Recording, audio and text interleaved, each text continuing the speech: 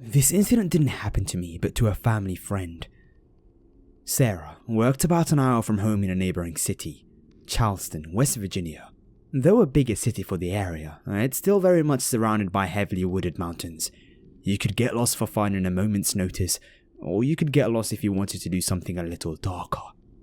As Sarah is starting her trip home for the day, she realizes that she needed to gas up for the 60-mile trek. Winter was on its way out, but it was still getting fairly dark early. Around 6 PM, she pulls over at an exit to fill up at a less than busy gas station. You know the type, about 4 total pumps, 1 employee, not much to speak of on the inside, and unsavory bathrooms that occasionally require a key on the outside. Now, this was the late 90s. You didn't have to go prepay for gas. You filled up and went inside and paid. I mention this because that also means there are no cell phones. So, Sarah goes and fills up, goes inside to pay, then heads outside to the bathroom before jumping into the car and heading home. Now, she didn't necessarily look for anyone creeping about outside, but there was no one at the fill-up station besides her and the employee. No real reason to have the mental alarms go off. She washes up, opens the door, and the normal trip home ends here. She opens the door and is then grabbed from behind. A man had a hold of her tightly and told her quietly to not say a word or she was dead. She could feel the metal of the gun against her back, and she knew this was not even remotely a joke. The man told her to walk over to her car and get in the driver's seat, and he would follow her and get in the back seat and tell her where to go. Fight or flight had not kicked in yet, only terror. In an almost daze, she walked over to the car, potential murderer in tow following right behind her. In the car now, they pull away from the gas station. Knowing there is a gun pointed directly at her from behind in the back seat, she's still listening to the directions from the man. What feels like an eternity passes, and they are now deep into the darkness and out of civilization. The man tells her to pull over into a little pull-off area on the side of the road. At this point, assuming she's as good as dead, raped and possibly tortured, fight or flight has kicked in. The man tells her to get out of the car and turn around. He tied her hands together and tells Sarah to walk into the woods and up the hill. And one thing she realized is that he was not quite overtly fat, but certainly not in shape. This was going to be her best shot at survival. An escape. She was an avid runner, like ran track in college type of athleticism. And if she could get any sort of slip on him, she could maybe get a head start and lose him. Anything. She was about to get her lucky break.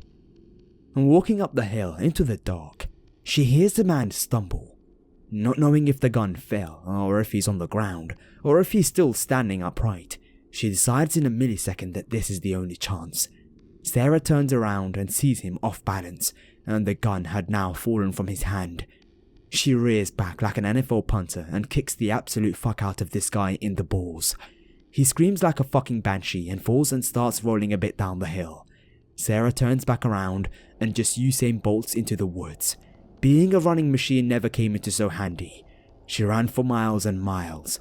This guy was not going to be able to track her, but she gave him no chance. Not letting up, and with adrenaline still running at fever pitch, she ran until, by the grace of God, she popped out of the woods near a rural county road. Before she knew it, a car was heading towards her, and they pulled over and let her in. Completely exhausted, hands still tied together, she explains to them what happened. Her husband had called the cops long ago already at this point, as it was well past midnight. Sarah and her rescuers drove to the sheriff's department and awaited for her husband's arrival. The cops went to the site of her attacker's last whereabouts in the woods. He was nowhere to be found, nor was her car. Though they found the car a few days later not far from the city, he was never found. She never got a clear enough look at his face for a description, and there was no camera at the gas station.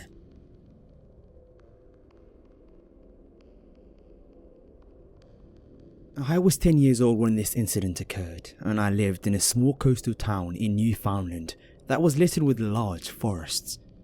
Almost every house had acres and acres of forest behind it, which in itself was very beautiful. As I'm now 21 and I live in a bustling city in Alberta, I do find myself missing this setting in my old backyard every once in a while, but it's usually accompanied by the unsettling memory of what I'm about to recount. By the time I was in grade 4, I was already trusted to be home by myself as my mother went out to visit my grandmother and aunt, who literally lived in a few minutes down the road from us. I was happy to have such a privilege. I was an only child and my father worked in another province months at a time, so I was very lucky to have this opportunity. It usually meant late night movies and video gaming, and on the odd night, exploring the forests. This night I was exploring said woods. I usually never went too far in, usually up to a large rock formation that I like to climb and look out through the trees in all directions. The house was always in sight, so I never felt scared or frightened by being there. It felt like my own private place that I could enjoy. So, as I was scaling the rocks to sit in my usual spot, I suddenly started hearing a sound from further in. A sound that wasn't natural at all. Crying. Faint crying. It sounded like a child, maybe even an infant, crying relentlessly. I was more puzzled than scared, since crying was the last thing that I would expect to hear in the forest.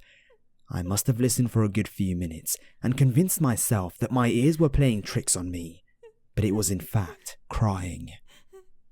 In my mind, I imagined it was a young girl that somehow wandered too far into the forest and needed help. I considered going back to the house and calling my mother to help. But then I was worried that the girl will wander further into the woods, beyond earshot. I decided to try to locate the sound myself. I made my way hastily through the trees and branches, trying to figure out the exact direction the crying was coming from. It definitely wasn't as easy as I thought, and it was a matter of trial and error to even make sure that I was going in the right direction. One thing I never realized as I was doing all of this was how consistent the crying was. No pauses, no words of any kind, just non-stop sobbing and wailing that had no end. What I did notice was that the closer I got to the sound, the more metallic it sounded to me. I eventually reached a small clearing that had only a few small trees and bushes and nothing else. I had never gone this far in before, so this was the first time that I had ever seen it. When I made my way in, it didn't take long for me to find the source of the sound. A grey tape recorder, one of the biggest I'd ever seen, was peeking out of one of the bushes, and the crying was coming out of the speakers. This really disturbed me, as I had went all this way expecting to find a real person, but it was only a tape recorder. As I was about to shut it off, I heard another sound coming from just outside the clearing on the opposite side. It sounded like steady steps advancing in my direction. It only took seeing a tall, shadowy figure coming my way to send me running back home. Fortunately, by some miracle, I recognized my way back by identifying rocks and trees that I identified as landmarks before. Looking back, this probably saved my life. I never looked back, and I didn't try listening to see if the person was following me. I just kept telling myself to make it home, and nothing else. I had to get home. And once I saw the large rock formation, it didn't take me long to know the rest of the way without needing to survey my surroundings. I was out of the forest in record time and immediately ran into my house, locking the door and shutting all the lights off as I went to my bedroom. I didn't want this person to know where I lived. After shutting the curtains of my window, I peeked out through them as discreetly as I could to see if whoever had been out there had actually managed to keep up with me. I didn't see anyone, but I stayed by that window for a good hour, waiting for something to emerge out of the forest shadows. But nothing ever did. After that, I went straight to bed. I never did tell my mother about what happened that night, and I also never was able to go back into that forest again. This encounter happened to me a while back. Though my family isn't rich, I was fortunate enough to grow up in a modest house located in a rather nice neighborhood. The area is known for its hilly, tree-lined streets, and a large wooded area separates it from surrounding neighborhoods. Like most kids, I had a group of friends who lived in the neighborhood, and given the generally safe environment in which we lived, we were prone to late-night walks, games of hide and seek, and so on. One night in December, a group of us, probably about 6 in total, and all of us 12-year-old girls, decided to go for a walk. We headed for our favorite spot, which was a boulevard slightly away from most of the houses and a few blocks downhill from any houses of our own. We sat in the snow along the road and talked, paying little attention to anything else. A couple of cars passed over the course of about an hour, but we thought nothing of it. Nothing, that is, until a large, beat-up, windowless conversion van slowly rolled past us. The six of us watched it skeptically, noting how out of place it seemed, and joked that it was a kidnapper van. But suddenly, the van sped up, whipped around, and did a U-turn headed back our way. I still remember the awful screech of the tyres. We jumped to our feet and sprinted to the nearest road, a very hilly road right along the large wooded area, so that one side of the street had a few scattered houses and the other only trees. At this point, a few of the girls were giggling, assuming we were in no real danger and that this was just an exciting game. Regardless, we all ran as quickly as possible. To our horror, the van started to get closer and we struggled to run on the ice-covered street. I yelled to the group that my uncle lived a few houses away and to head for his house, so we clambered up onto the frozen grass and beelined for my uncle's place, trying to get closer to the houses and further from the road and woods. We finally closed in on my uncle's, and I remembered with a nauseating feeling that he was at my parents' house that night.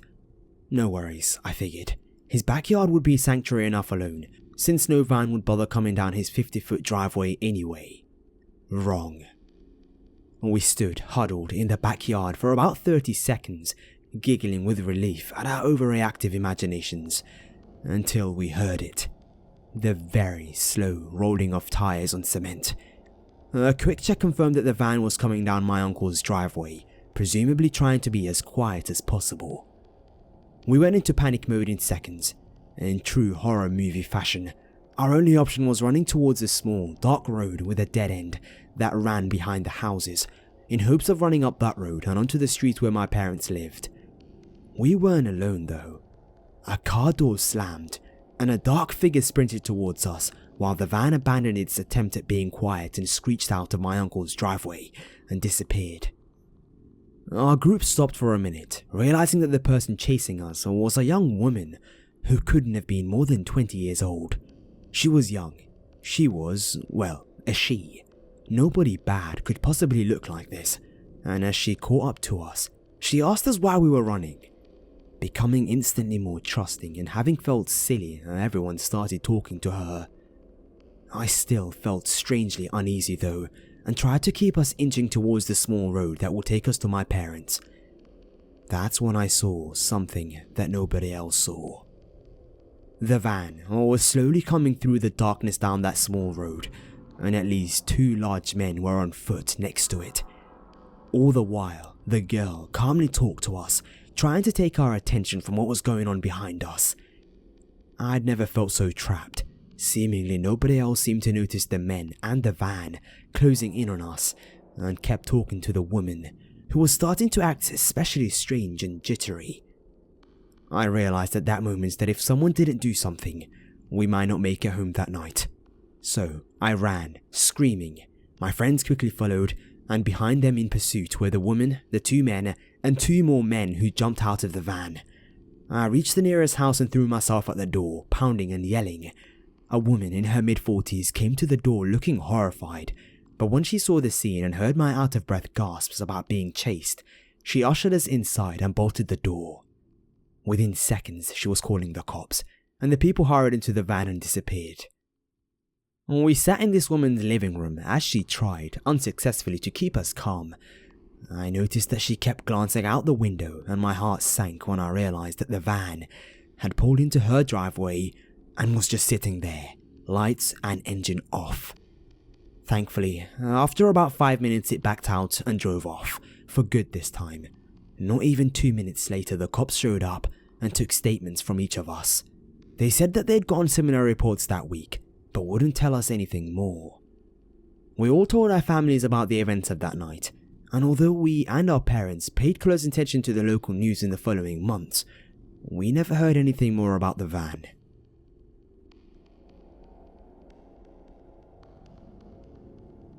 A few years ago, when I still lived in upstate New York, something really freaky happened to me. And if you've ever been to upstate New York during the winters, you would know that it can snow a lot. I usually just spent snowy nights watching TV. I lived about a mile or so from any other house, and my roommate was out. Now, I'll be honest, being alone made me feel uncomfortable. I've always had an overreactive imagination, and a small noise, it really freaks me out. Like I was saying, my roommate was out and it was snowing heavily. It was probably like 9 or 10 at night, and I was watching TV like normal. All of a sudden, I heard a crunch outside, like someone stepping on snow. I immediately tensed up, and my mind raced to every possibility. It wasn't my roommate, since I didn't hear a car. I listened in horror as I could hear the crunches getting louder. I ran into my room and locked the door. I got out my shotgun and grabbed my phone ready to call 911, just in case. I know it might seem like I was overreacting, but remember, this was at night in heavy snow, miles away from any other house. Who could possibly be outside? The footsteps just stopped at some point. I eventually fell asleep, and when I woke back up, my roommate was back. I went outside to see if I could find any evidence of who was outside, and what I found still haunts me. I saw footprints in the snow coming out of the woods and circling around my house. The footprints were filled in for the most part, so it was hard to figure out where they were going. The scariest part of all of this is that the footprints stopped outside my bedroom window. The other footprints were filled in, but these were fresh, as if someone had been standing there all night since the snow stopped early in the morning. To this day it still scares me. I don't know what kind of person would be out in those woods. The fact that while I was in my room they were standing outside my window still freaks me out. I moved out of that house a few months later.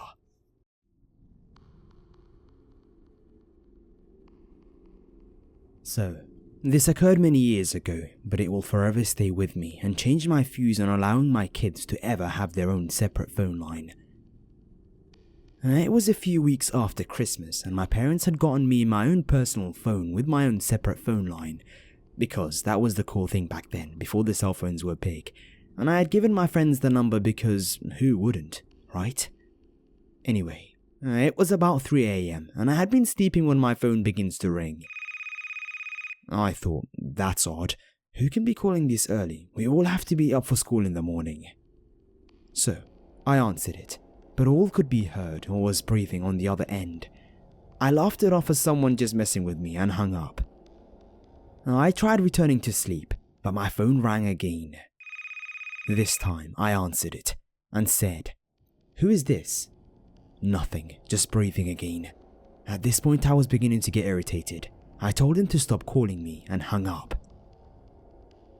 I laid down again for about 30 minutes when my phone rang again for yet the third time. I was mad, so I answered and said, "This isn't funny, I'm trying to sleep. I have school in the morning, stop calling me." This time there was a reply. It was a man's voice, sounded very gravelly, and he laughed and said, "I can see you. You're very pretty. Why don't you come out and play in the snow with me?" With that, I hung up and started crying. I ran to my parents' room and woke up my mum, telling her what happened, and she woke my dad up and made me tell him what happened. So, they both get up, and my dad goes into my room and checks the windows and everything, makes sure that all the locks on the doors are locked, and proceeds to tell me that it's just someone playing a sick joke, and that everything will be fine, and tells me to just unplug my phone from the outlet. So, I finally go back to sleep until my mum wakes me up for school, and I get up and start getting ready, open my blinds to my window that leads to the backyard, and noticed on this very frosty morning that there were handprints all over my window. I called my parents in, totally freaked out, and my dad immediately called the police. The police came out to take a report and look at the evidence, and they decided that whoever it was went to the backyard, and sure enough, there were a set of footprints in the snow that led right up to my window. They had gone from the front of the house to the back to my window, back to the back door, and back to the front door again. The police think that the guy had tried to get into the house. I live in a small cul-de-sac in the middle of nowhere. The next nearest neighborhood is over 4 miles away. One night, a few years ago, we got over 1.5 feet of snow overnight. So far from the main roads and on the weekend, I knew our roads will remain unplowed for quite some time. I went to my outback deck door to admire the snow-draped trees and the still heavily falling flurries when I noticed footprints leading to my door, then turning around and leaving. I looked and saw that they came from my neighbor's side and thought that one of their more delinquent kids played a joke as my sledding tube on the railing was popped. I decided that I'd wait till later as it was too early to call their parents. I went on Facebook and after scrolling for a bit, I noticed one of my neighbors closer to the entrance posted, "Did someone knock for me or something at my back door?" I immediately called her and told her that I have an idea. I called the first house on the entrance and told him what was going on. He went and checked and sure enough, they were there too. Everyone started calling everyone else. I called the family at the far end and they told me that there was none there. Then, I got a call from my next door neighbor. She called the woman that lives next to the end house. She said that there were footprints that led to her door, but none led away. We already called the police by this point, but now we called them back and said that it was an emergency now. They told us the roads are still unplowed and they can't send a plow truck to clear the way as they were a privately owned company. The woman was losing it, so one of the husbands across the road from her texted her to tell her that he was coming over to invite her over to his place. He came and she left. We put up one guy's live feed motion recording hunting cameras facing all exits, and nothing came out. Around 7 PM, a plow truck came, as well as 3 cop cars. The couple that she was staying with and her went to her house and stood in the doorway as the police searched. They found nothing. She begged them to keep looking, so they did. 2 of the cops went into the basement again. This time, only one came up. He took her to the side room, and we could hear hysterical crying. By now, we're all out there. Me and a few of the other guys started towards the door when several police confronted us. They told us that they found someone hiding under a cover opening in the stairwell that she didn't even know existed. A few minutes later, a scruffy man, screaming and kicking, came out in cuffs and was led away. In his little campout, they found blankets that she just cleaned and put away, in the room next to hers. She stayed in other people's houses for a long time before going back. Even then, she wouldn't stay alone. She sold the house the next summer.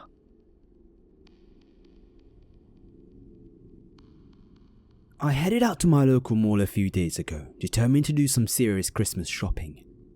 As a bit of a reference, I'm only about 5'5" and quite thin. I have a shaggy pixie cut and prefer the comfort of big t-shirts and skinny jeans most of the time, so I get mistaken for a 12-year-old boy a lot more than I would like to admit. Sorry if this story gets a bit too long. So, there I was, Christmas list in hand and ready to take this thing on like a champ. I had more money than I've ever had for Christmas in a long time, and I was really excited to get some excellent gifts from my best friend and my parents. I was walking along on the ground floor, headed for the stairs, when I passed this lady who was giving out hand lotions. She had a few small packets in her hand and a larger bottle on a little table beside where she stood. Okay, cool, I think to myself. Grab a sweet-ass lotion packet and keep going. I didn't want to be rude and just keep walking, so I took the lotion and smiled in a sort of, thanks for the lotion lady kind of way. Big mistake. Before I had the opportunity to keep going, this chick grabs my wrist and lets out a squeal that would hurt a banshee's ear. "You keep your nails natural?" "Hell freaking yeah I do. I clean for a living, so there's not much point in getting them done, unless I'm going somewhere special." "Sure," I said, and tried to wrench myself free. To my dismay, this lady has a hold on me like a hungry anaconda, and I knew I'd be stuck listening to her sales pitch. I was a bit confused as to why she had picked me out of the entire crowd of people walking, especially because the boots and studded jacket usually scared off potential creeps. Unfortunately, all the leather and studs in the world did nothing for my baby face, so I probably still seemed easy prey for this asshole. She's all, "Look how great this makes your hands and nails." while all I could think was why she thought I cared. My hands are all scarred and calloused from various DIY mishaps and years of guitar practice, so there isn't much that can be done for them. I attempted a getaway by letting her know that I wasn't interested and that I had to get back to shopping before it got too late.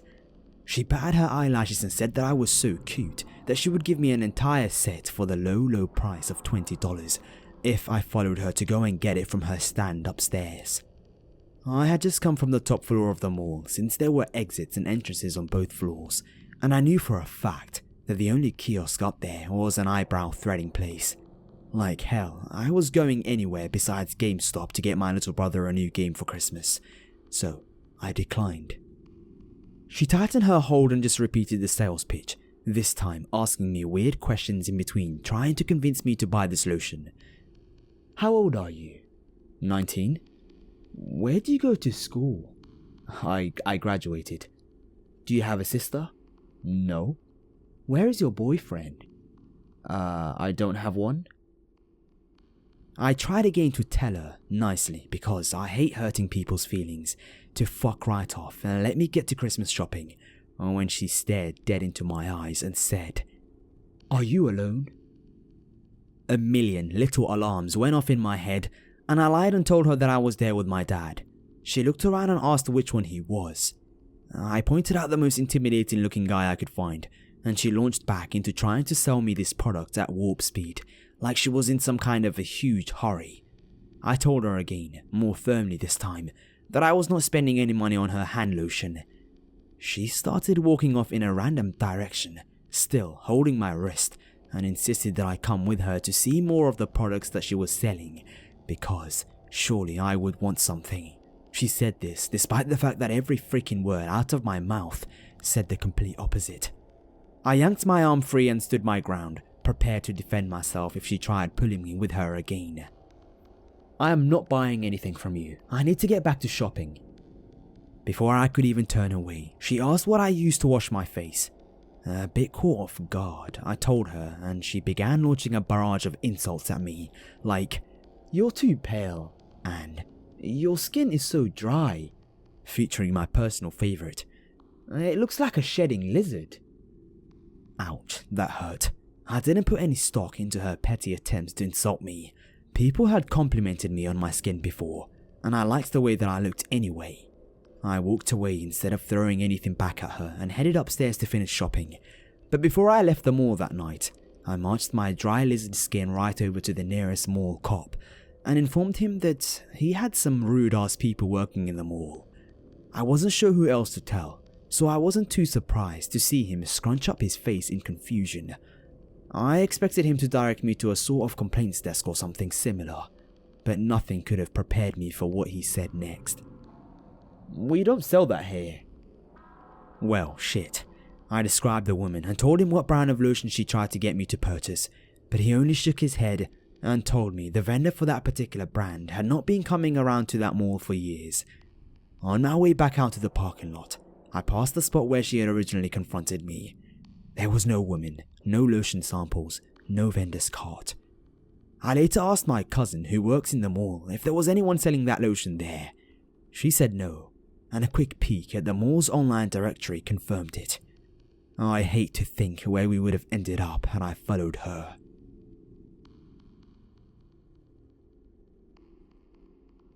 This happened at Christmas a couple of years ago when I was spending the holidays with my parents and little brother along with my cousins, aunts and uncles. We live in a suburb in Ontario, but we were venturing out into the woods for Christmas, an idea that my parents had for a while. They always loved the idea of being out in a hunting cabin during a Christmas with their families. I'm a 22-year-old female, but at the time, I was nearly 18 and my little brother Tom was 11. We're really close and do everything together. We also have a dog, a German Shepherd called Trigger, who came along for the ride too. He's a real softie, but can be really overprotective, especially of my brother Tom. Anyway, we left from our house on Christmas Eve at about 2 PM and climbed into our dad's truck, filled with all of our stuff and presents for his extended family. Tom and I were really excited, winding each other up, and my parents were having a friendly conversation as we moved along the road. We arrived at the village near the cabins we were staying in and caught up with my dad's sister, Billy, along with her husband and 3 kids. They didn't converse for long, but Billy was a bit unsure of where to go from the village to the cabins, so my dad helped her out by writing down the directions. We soon got back on our way and arrived at the cabins at around 4 PM. There were a cluster of them, sort of spaced out around the woods.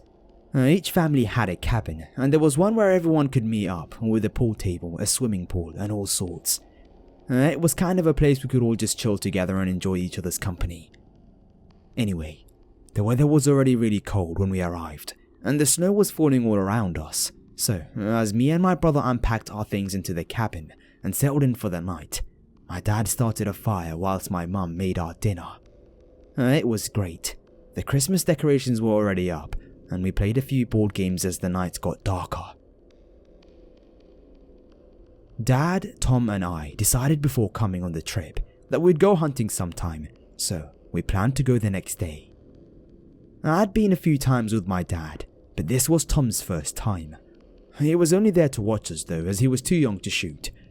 It reached about 10 PM and my brother and I were getting a bit tired, so we decided to head to bed. My dad kept his rifles in a bag, which he kept under the bed I was sleeping on. He'd usually keep it in a locked box, but thought that there was no point, since we were going hunting the next morning. Tom and I were sharing a room at the end of the cabin, facing a flowing river. The view was beautiful. Tom and I fell asleep with our dog, Trigger, laying at the bottom of Tom's bed. Now, this is when things begin to get creepy. It was about 3 AM when I woke up to Trigger growling. I didn't find this particularly unusual because my dad suffers from insomnia, so sometimes when he can't sleep, he sits in our sitting room at home and watches some TV. Like I said, Trigger is extremely overprotective and growls at any noise he hears, but that's when I noticed there was no light coming from under my bed. My dad never just sits in the dark. I whispered to Trigger, telling him to be quiet as Tom slept, but his growling soon turned to barking, which woke up Tom. He asked me what was going on, but I said Trigger must have heard some deer or something outside. After all, we were in the middle of the woods. Suddenly, our bedroom door swung open and the light switch was turned on. My eyes stung as I tried to focus on whoever it was at the door. It was my dad. "Were you two laughing just now?" he asked as I turned to look at Tom, his eyes wide and his face pale. "No," I replied as he moved over towards our curtain, pulling it back as he looked out into the pitch-black wilderness. "What are you looking at?" Tom asked as our dad closed the curtains again. "Nothing, just go back to sleep." I was kind of creeped out that my dad didn't say anything about what he was doing, but he turned our lights off and we tried falling back asleep again. Of course, I couldn't. I was wide awake for the rest of the night, flinching at pretty much every noise. It was about 4:30 AM when I finally drifted off, but it must have been moments later that I heard strange crunching noises coming from outside our window. I was sure that it wasn't some sort of an animal.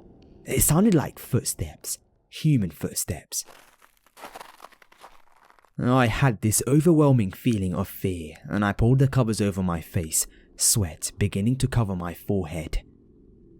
I then heard a faint tapping on our window, which lasted for a good few minutes. I was so petrified that I couldn't move. Trigger was awake by this point as I saw his face turn towards the window, his ears pointed and listening intently. The tapping started again, but louder this time, causing Trigger to bare his teeth. What happened next was the most terrifying thing that has ever happened to me. "I know you're in there, little guy," this deep and husky voice whispered as a horrible shiver went down my spine. "Why don't you come out here and play with me?" Initially I was filled with rage. I thought that it was bound to be one of my cousins playing a stupid prank on us, so I leaned forward and peeked through a gap in the curtain, ready to give them hell for scaring the shit out of us. But standing there wasn't any of our cousins. It was a creepy old man who was around 60, his hair matted and his clothes looked dirty and ancient. He was stroking the window with his hands, breathing on it as he spoke. I went into protective mode. I didn't know what else to do, so I grabbed my dad's hunting rifle from under my bed and pulled my curtain back. "Get the hell out of here or I'll shoot." I felt adrenaline rush through me as the creepy man's eyes widened and the most terrifying smile appeared across his face. Trigger began barking louder than I've ever heard him bark. My parents obviously heard the commotion and came running through to our room, turning the lights on. My mum screamed as she saw the old man through the window, Trigger fiercely continuing to bark at the man. My dad yelled at the man, telling him that the police were on their way, but the man legged it back into the woods. Tom was petrified, but I was angry more than anything else. How could some sicko do this? I was just extremely glad that I had the rifle. The cops caught the guy just a few minutes later and arrested him. I found out a couple of days later that the creepy man was homeless and living in the woods, and he was suffering from a lot of mental issues. And it scares me to death to think about what could have happened to my brother if I hadn't been there. We spent the remainder of Christmas Day at the cabin, but we stayed in our Aunt Billy's cabin overnight. There was no way we were sleeping in our own after what happened. We went home first thing on Boxing Day and never looked back. My dad only told me the other day that he knew someone was hanging around our cabin, so he intentionally left the rifle under my bed in case I had to use it in self-defense. He did that because he didn't want to scare any of us. He called the cops after he heard the guy laughing outside of his bedroom window, singing nursery rhymes. He knew it would take a while for the cops to arrive. Safe to say, that was the scariest experience of my life.